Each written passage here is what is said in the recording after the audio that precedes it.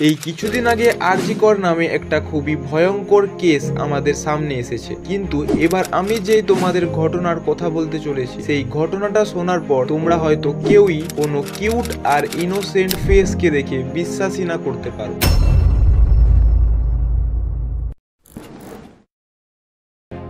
মামা গাই এই টিকটকে এমন কিছু করেছে যার কারণে একে 7 বছরে জেলে যেতে হয়। টিকটকে ভিডিও বানাতো যার মধ্যে সে কোনো হ্যাক বা এক কথায় উল্টো পাল্টা জিনিস করে একটা বাচ্চা ছেলের গলায় এই ডাকটা ডাকতো।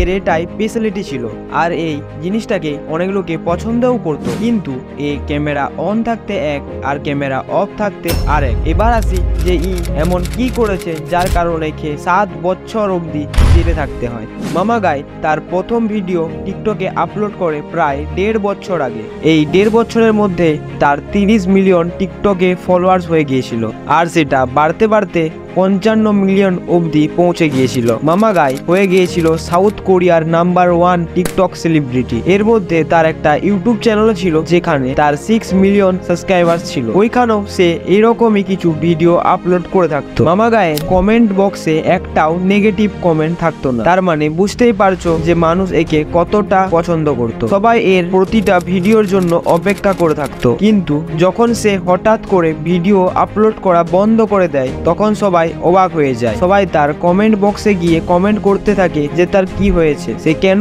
ভিডিও আপলোড করছে না, কিন্তু তারা কোনো রিপ্লাই পায়নি। তারপর ঠিক 5 মাস পর একটা নিউজ পাওয়া যায়। সেই নিউজে তার ফলোয়ার্সরা সব উত্তর পেয়ে যায়। ওই নিউজে ছিল যে একটা 27 বছরের ছেলে সেক্সুয়াল রেপ কেসে ধরা পড়েছে। ওই ছেলে আরেকটা বন্ধুর সাথে যুক্ত হয়ে একটা মেয়ের রেপ করেছে, কিন্তু ওই নিউজটায় ওই ছেলের কোনো আইডি দেখানো হয়নি, কিন্তু তারা একটা ব্লার ছবি পোস্ট করেছিল। আর বাস ওই ব্লার ছবিতেই দেখে সবাই বুঝে যায় যে এ আর কেউ নয়, এ হচ্ছে দা মামা গাই।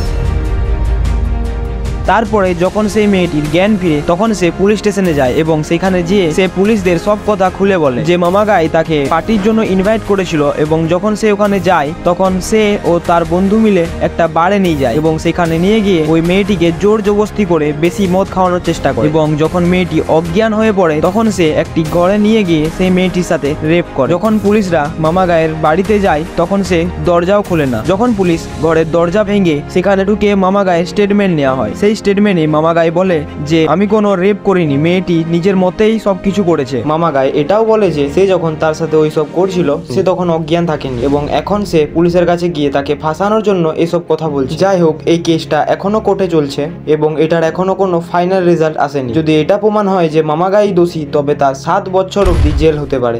আজকের ভিডিওটা কিছুটা অন্যরকম ট্রাই করেছি, এরপর থেকে রেগুলার ভিডিও দেবার চেষ্টা করব। ততক্ষণ তোমরা যদি ডার্ক ওয়েবের নিয়ে একটু ইন্টারেস্ট থেকে থাকে তবে এই ভিডিওটা দেখতে পারো। Gato me solta